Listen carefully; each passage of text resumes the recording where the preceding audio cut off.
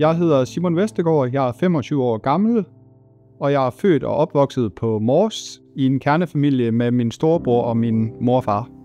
Jeg hedder Julie Midtgaard, jeg er psykolog af baggrund, så er jeg klinisk professor i psykiatri, og fokus i min forskning er blandt andet de psykologiske kvaliteter af motion under behandling for psykisk sygdom. Første gang jeg følte mig deprimeret var under corona, hvor jeg havde sabbatår i Aarhus, mens den resterende del af min familie stadig boede på Mors. Og her synes jeg, at den fysiske afstand var utrolig lang.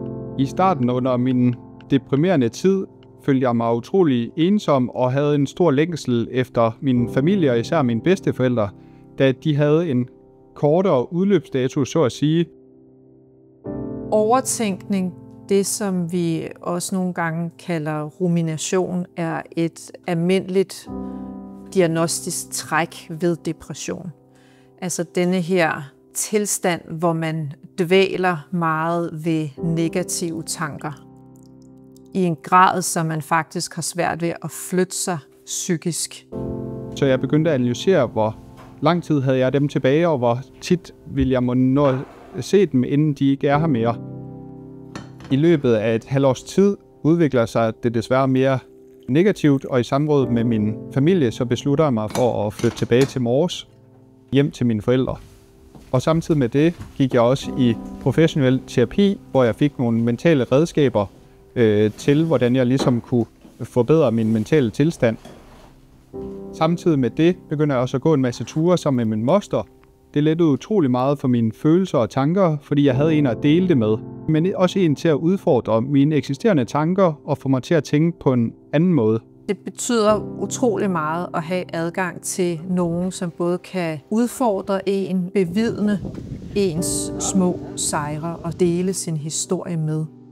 Efter et halvt års tid på Mors begyndte det heldigvis at gå den rigtige vej. Det ledte så til, at jeg i sommeren flyttede tilbage til Aarhus, hvor jeg startede på universitetet. Efterhånden, som der gik lidt hverdag i uddannelsen og det her med fest og farver, så begyndte jeg at tænke utrolig meget på de næste skridt i min fremtid.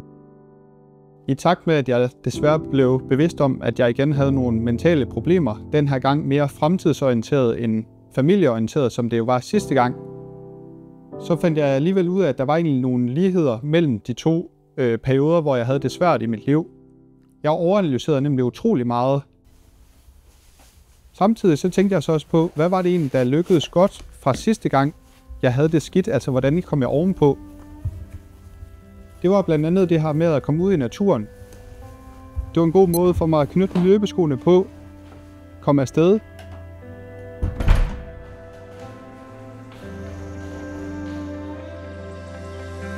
Under løbeturen kunne jeg mærke, at mine negative tanker de blev lettet. Jeg kunne mærke et øget psykisk overskud. Mit sind det var blevet lysere. Psykologisk betegner vi jo det der runners high som sådan en tilstand af selvforglemmelse. Faktisk hvor tid og sted ophører med at eksistere. Og det vil jo i sig selv også være så en udgang fra det fængsel, som depressionen ellers kan føles som. Løb er kommet til at betyde utrolig meget for mig. Det resulterede så i, at jeg tilmeldte mig ultraløbet 100 miles på Mors i september 2025. Det er vigtigt for mig at sige, at selvom jeg har tilmeldt mig et ultraløb som mit overordnede mål, så er det ikke det, der er løsningen for alle. For mig at se var det bare en masse afledte positive effekter, der kom efter jeg tilmeldte mig det her store mål. Så ultraløb behøves ikke være noget for dig. Find i stedet for noget, som du har lyst til, og som motiverer dig til at komme afsted. Fysisk aktivitet er alt det, som depressionen ikke er. Det er noget, der peger fremad, og som er dirigeret hen imod en målsætning. Efter det, jeg selv har været igennem, har jeg fundet ud af, at 3 faktorer har en stor indflydelse på min mentale sundhed. Det er, at jeg prioriterer min søvn, jeg spiser godt, og jeg får bevæget mig en masse. Mit vigtigste budskab til andre, der kæmper med mørke tanker, er at tage et aktivt og et bevidst valg om, at der kræves nogle andre handlinger for at komme ud et bedre sted. Måden, jeg fortsat kommer ud af døren på og får løbet en masse ture, er blandt andet ved at lægge tøjet frem dagen inden jeg skal afsted. Det kan også være, at jeg har løbeaftaler med gode venner. så er jeg ligesom på den måde bundet op og tvunget til at tage afsted, fordi jeg har i hvert fald ikke lyst til at skuffe den. Vi ved, at opbakning fra familie og i det hele taget stærke sociale relationer er alt afgørende. Mennesker, som er i underskud af sociale relationer, klarer sig dårligere. Da jeg fik det mentalt bedre, havde jeg overskud til at række ud til Psykiatrifonden, som jeg ønskede at lave et samarbejde med. Her kunne jeg lave en økonomisk indsamling og samtidig dele ud af min egen historie. Jeg håber, at mit samarbejde med Psykiatrifonden kan være med til at skabe et øget fokus på unges mentale mistrivsel og samtidig bryde det tabu, som jeg selv har oplevet, det er, når jeg har det dårligt mentalt. Mit vigtigste budskab til andre, der kæmper med mørke tanker, er at tage et aktivt og et bevidst valg om, at der kræves nogle andre handlinger for at komme ud et bedre sted. Jeg vil ønske, at jeg kunne sige, at fysisk aktivitet og motion var en mere integreret del af behandlingen af psykisk sygdom. Den måde, vi primært behandler psykisk sygdom på hospitalerne, er medicin og ved psykoterapi.